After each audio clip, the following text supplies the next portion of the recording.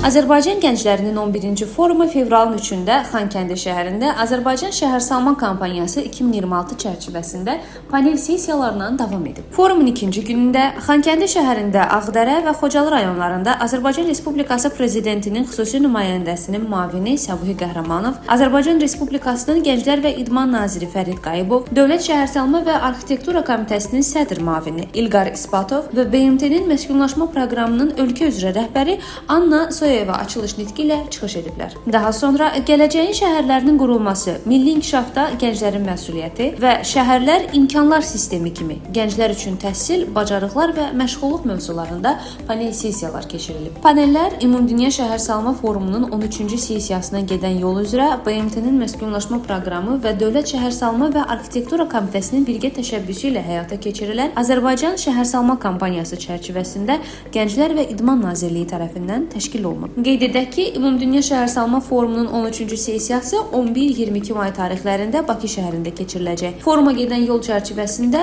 Azərbaycan hökuməti və BMT-nin məskunlaşma proqramının birgə təşəbbüsü olan Azərbaycan Şəhərsalma Kampaniyası çərçivəsində gənclər də daxil olmaqla müxtəlif hədəf qruplarını əhatə edən tematik layihə və tədbirlərin təşkili davam etdirilir.